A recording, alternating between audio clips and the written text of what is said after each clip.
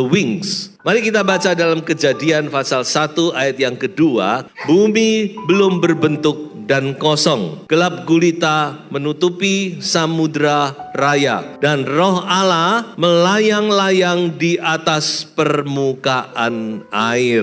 Roh Allah melayang-layang, kayak burung melayang-layang. Satu ayat lagi kita baca di dalam Keluaran pasal 25 ayat 20. Kerup-kerup itu harus mengembangkan kedua sayapnya ke atas, sedang sayap-sayapnya menudungi tutup perdamaian itu, dan mukanya menghadap kepada masing-masing. Kepada tutup perdamaian itulah harus menghadap muka kerup-kerup itu. Karya dan keberadaan Allah Tritunggal seringkali digambarkan sebagai makhluk yang bersayap.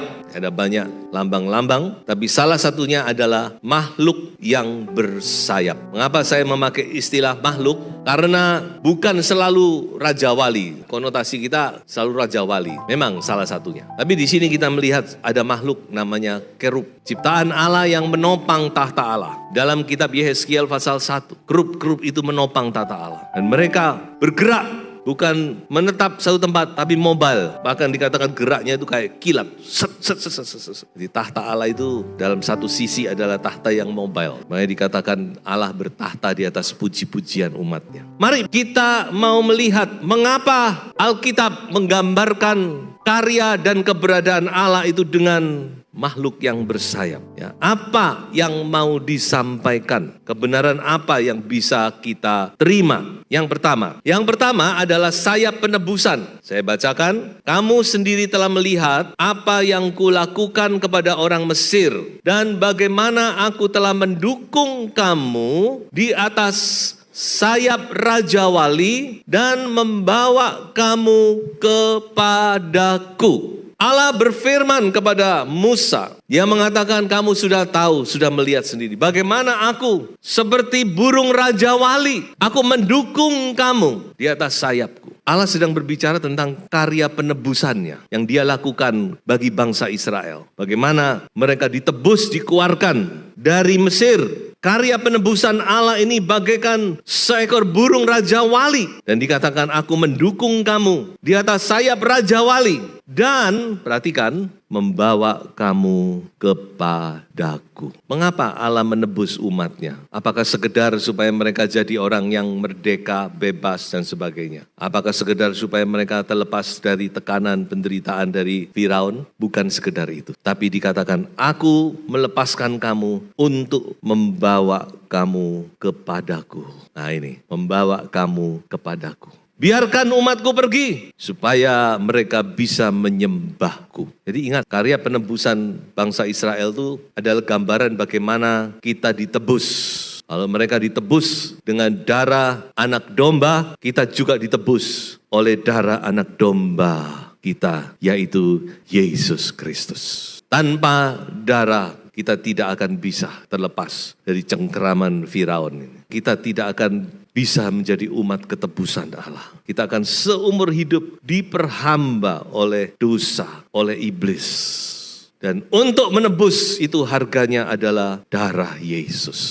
Harga penebusan itu darah. Tapi yang harus kita mengerti, kita ditebus itu, kita menjadi orang percaya. Bukan supaya kita bisa menikmati dunia. Supaya kita hidup diberkati Tuhan, disembuhkan Tuhan. Nah, banyak orang sekarang arahnya cuma itu saja. Kesehatan, kesembuhan, berkat. Bukan, lebih dari itu. Tuhan menebus kita untuk membawa kita kepadanya.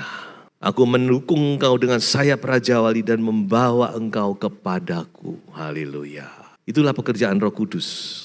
Roh Kudus, Dia selalu membawa kita kepada Tuhan, kepada Yesus. Makanya kita berdoa, Tuhan bawa aku kepadamu. Ini yang kita harus mengerti. Jadi inilah tujuan dari penebusan. Yang kedua, sayap pengajaran. Didapatinya dia di suatu negeri, di padang gurun, di tengah-tengah ketandusan dan auman padang belantara, dikelilinginya dia dan diawasinya, dijaganya sebagai biji matanya, Laksana Raja Wali menggoyang bangkitkan isi sarangnya, melayang-layang di atas anak-anaknya, mengembangkan sayapnya, menampung seekor dan mendukungnya di atas kepaknya. Ini adalah cara induk Raja Wali untuk mendidik anaknya. Ketika anaknya sudah mulai dewasa, ya masih kecil, dia cuma disuapi ya. Pokoknya dia siap, datang nyuapi. Tapi ketika anak itu sudah mulai dewasa, sayap-sayapnya udah mulai mengembang, udah mulai kuat, maka Raja Wali ini akan mengajar anak-anaknya untuk terbang. Caranya bagaimana? Sarangnya itu dirusak, digoyang bangkit, maksudnya dirusak. Kemudian anak-anak itu didukung seekor dulu, terbang tinggi. Kalau sampai di tinggi dia lepaskan anak itu. Biar anak itu mulai belajar bagaimana caranya untuk survive. Dia pasti akan mulai mengembangkan sayap, mulai terbang. Nanti kalau sudah oleng, sudah mulai gak kuat, dia tampung lagi di atas pundaknya, dia naik lagi. Dan seterusnya, sampai anak itu bisa terbang sendiri, saudara. Jadi inilah sayap pengajaran. Tuhan juga sama. Ketika kita sudah mulai kuat, maka yang Tuhan lakukan, dia akan membongkar zona nyaman kita. Memang manusia itu cenderung membangun zona nyaman ya. Ya sudah gini aja.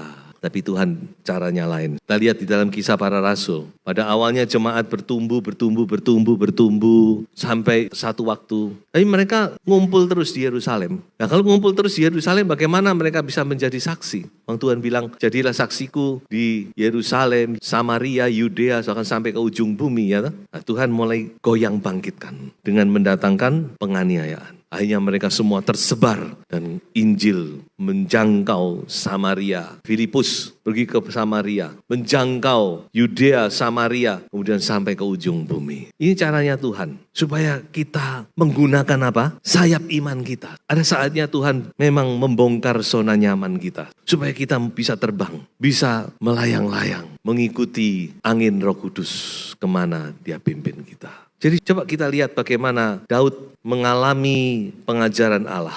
Yang mengajar tanganku berperang, sehingga lenganku dapat melenturkan busur tembaga. Dari Daud, terpujilah Tuhan, gunung batuku, yang mengajar tanganku untuk bertempur dan jari-jariku untuk berperang. Allah mengajar Daud. Jadi Daud itu jadi pahlawan bukan overnight ya, cuma satu malam tiba-tiba dia enggak. Dia diajar oleh Tuhan sampai dia benar-benar ahli menjadi seorang warrior. Makanya kita harus mengerti ya bagaimana Allah itu bekerja. Kadang-kadang Allah itu tadi itu menyuapi kita. Tapi sampai satu titik dia bisa saja membongkar bangkit sarang zona nyaman kita. Supaya apa? Supaya kita bisa terbang tinggi, lebih tinggi lagi. Melanjutkan pekerjaan Tuhan, melanjutkan kerajaan Allah. Pekerjaan Tuhan itu dinamis, tidak statis. Saya juga sadar, saya enggak selamanya begini. Saya tidak tahu bagaimana ke depan. Nggak bisa, pekerjaan Tuhan itu harus terus bergerak. Makanya fokus kita kepada kerajaan Allah, bukan gereja. Saudara. Gereja itu memang wadah yang dipakai oleh Tuhan. Tapi fokus kita adalah kerajaan Allah, jiwa-jiwa. Memenangkan jiwa, menjangkau jiwa. Puji Tuhan kalau dari gereja kita bisa ada missionaries. Nah, yang ketiga, sayap perlindungan. Yerusalem, engkau yang membunuh nabi-nabi dan melempari dengan batu orang-orang yang diutus kepadamu. Berkali-kali aku rindu mengumpulkan anak-anakmu, sama seperti induk ayam mengumpulkan anak-anaknya di bawah sayapnya. Tetapi kamu tidak mau. Lihatlah, rumahmu ini akan ditinggalkan dan menjadi sunyi. Nah, tadi saya katakan makhluk. Kenapa? Karena tadi kita lihat Raja Wali, sekarang kita lihat induk ayam. Tuhan bagaikan induk ayam. Dia ingin mengumpulkan anak-anaknya di bawah sayapnya. Karena ada musuh. Ada ular, terutama ular ya. Ular itu paling senang makan anak ayam. Makan telur-telurnya anak-anaknya yang kecil-kecil itu. Makanya ketika musuh datang, induk ayam itu akan mengembangkan sayapnya. Supaya anak-anak itu bisa berlindung. Dan dia akan hadapi musuh. Dan Yesus berkata, aku sudah mengembangkan sayap bagaikan induk ayam. Tapi kamu tidak mau berlindung di bawah sayapku. Tuhan mengembangkan sayap. Ayo berlindunglah kepadaku. Karena ada musuh yang akan datang. Tapi kamu tidak mau. Berkali-kali aku rindu mengumpulkan kau. Tapi kamu tidak mau. Karena tidak mau, maka apa yang terjadi? Mereka masuk dalam sayap kekejian. Ini nubuat di dalam Daniel pasal 9. Karena mereka tidak mau di bawah sayapnya Allah, maka Tuhan berkata kepada Daniel, akan datang sayap kekejian. Sayap kekejian itu akan menaungi semua manusia di muka bumi. Dan khususnya bagi bangsa Yahudi saat itu, rumahmu akan ditinggalkan dan menjadi sunyi. Ini yang mereka alami pada tahun 70 Masehi. Untuk yang kedua kalinya, Yerusalem dihancur luluhkan oleh tentara Romawi di bawah pimpinan Jenderal Titus. Ini yang kedua. Yang pertama waktu zaman raja-raja dihancurkan oleh Babel. Dan yang kedua pada tanggal yang sama, saya pernah akan sharing kan, Tisha B'Av. Pada tanggal yang sama mereka dihancurkan oleh Romawi. Sampai tahun 1948 baru negara Israel muncul kembali. Terjadi, rumahmu akan ditinggalkan, kau akan menjadi sunyi. Dan nubuat dalam kitab Daniel ini bukan cuma untuk bangsa Yahudi, tapi untuk semua manusia di seisi dunia ini. Yang tidak mau berlindung di bawah sayap Sang Maha Kuasa, akan datang sayap kekejian, yaitu Antikris. Jadi kedatangan Antikris itu berkali-kali dinubuatkan di dalam Alkitab. Makanya kedatangan Antikris itu pasti akan terjadi. Karena Alkitab berkali-kali menubuatkan. Khususnya Daniel, juga di Wahyu. Daniel sama Wahyu ini memang saling melengkapi. Kitab Daniel ini wahyunya perjanjian lama. Mari kita berlindung di bawah sayap Sang Maha Kuasa. Seperti Rut, dia minta perlindungan kepada Boaz. Kembangkan sayapmu melindungi hambamu. Ya, inilah tindakan yang bijaksana. Kita mau tetap berlindung di bawah sayap induk ayam yang Maha Kuasa. Sayap yang Maha Kuasa kiranya terus melindungi kita. Jangan keluar. Yang berikutnya, yang keempat adalah sayap keluputan. Nah ini perhatikan, di sini saya sedikit maju agak jauh ini ya. Tapi saudara harus juga mengerti. Kepada perempuan itu diberikan kedua sayap dari burung natsar yang besar, supaya ia terbang ke tempatnya di padang gurun, di mana ia dipelihara jauh dari tempat ular itu selama 1 masa dan 2 masa dan setengah masa, atau kalau dijumlah 3,5 masa. Siapa perempuan yang dimaksud di sini? Kalau saudara membaca di dalam ayat yang pertama dari Wahyu pasal 12, di situ diceritakan seorang perempuan dengan penuh kemuliaan yang luar biasa. Muliaan matahari, berdiri di atas bulan, 12 bintang. Jadi ini adalah perempuan. Siapa itu? Tidak lain adalah the glorious church. Gereja yang mulia. Kita tahu itu salah satu janji Tuhan. Gereja akan menjadi gereja yang mulia, yang tak bernoda, tak bercacat celah. Efesus pasal 5 dan juga yang lain-lain ayat berkata. Jadi inilah perempuan itu, gereja yang mulia, glorious church. Kalau bahasa GPDI pakai istilah gereja sempurna, perfect church. Tapi saya lebih prefer glorious church, benar-benar mulia, seperti kemuliaan Kristus. Karena kita dikatakan akan diubah seperti gambar Kristus. Dan gereja yang mulia ini pada saat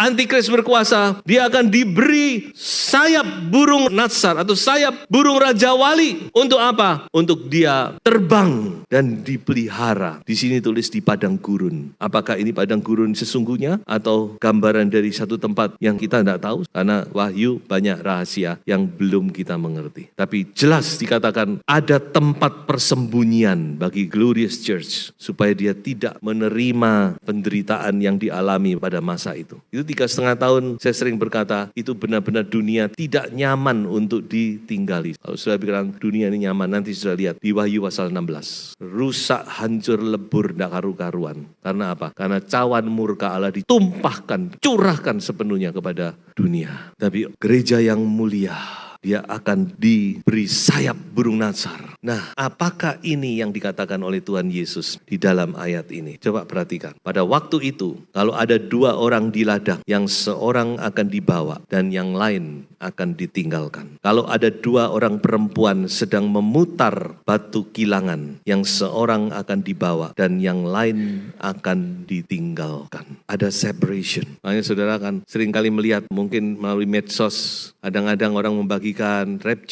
rapture, ya lepas dari semuanya itu yang dimaksud sebenarnya ini. Tiba-tiba nggak ada. Ini yang ngomong Tuhan Yesus sendiri, Allah sendiri pada waktu itu. Makanya kalau kita melihat di dalam Wahyu pasal 14 ayat 13 dikatakan, berbahagialah orang yang meninggal dalam Tuhan. Dia nggak ngalami ini kalau sudah meninggal ya. Ada separation, suami istri akan separate. Makanya kalau nggak mau separate gimana Ya sama-sama ayo masuk dalam glorious church ya toh. Kalau sama-sama pasti sama-sama dibawa. Kalau enggak ya ini akan terjadi separation. Suami istri di separate. Orang tua kehilangan anak tiba-tiba. Anak kehilangan orang tua. Ini yang ngeri. Gimana nanti? Saya tidak bisa bayangkan. Makanya ayo rumah tangga, keluarga ini ayo semua sama-sama. Supaya sama-sama hilang, sama-sama dibawa. Kalau enggak susah. Yang suaminya dibawa istrinya ketinggalan. Istrinya dibawa suaminya ketinggalan. Loh ini bukan saya yang ngomong. Saya tidak meten-meten itu.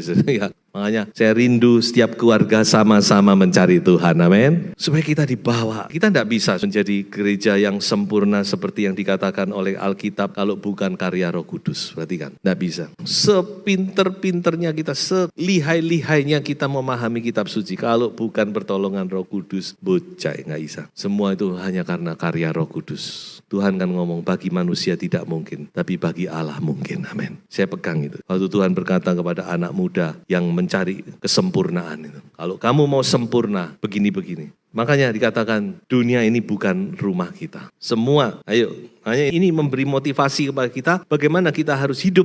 Semua hidup kita harus untuk Tuhan. Hidup kita hanya untuk Tuhan. Waktu kita, harta kita, kekuatan kita harus ke situ. Bukan saya berarti mengatakan sudah tidak bisa menikmati, silakan. Kalau sudah diberkati oleh Tuhan nikmati. Tapi jangan lupa bahwa utamanya kita adalah untuk kekekalan. Haleluya. Yang berikutnya, yang terakhir ini ya. Yang terakhir, sayap kesembuhan. Tetapi kamu yang takut akan namaku, bagimu akan terbit surya kebenaran dengan kesembuhan pada sayapnya. Kamu akan keluar dan berjingkrak-jingkrak seperti anak lembu lepas kandang. Kalau sudah lihat konteks daripada kitab Maleakhi pasal 4 ini, jelas ini bicara tentang second coming. Pada waktu Yesus datang kedua kali, ini adalah puncak daripada segala kebahagiaan sukacita kita. Penderitaan kita seolah-olah tidak ada artinya dalam cahaya kemuliaan Yesus. Makanya kalau sudah bicara ngomong sekarang ini menderita, bersyukur. Ya memang kita tidak usah cari penderitaan. Tapi kalau sudah diizinkan, itulah simpenan kita, deposit kita untuk kemuliaan. Gak apa-apa, memang harus begitu. Mengiring Tuhan tuh memang justru bersyukur. Jangan takut dengan penderitaan. Ya walaupun ya takut juga. Tapi firman Tuhan bilang jangan takut. Karena Paulus berkata bahwa untuk masuk kerajaan sorga, memang kita harus alami penderitaan. Karena kerajaan sorga itu too good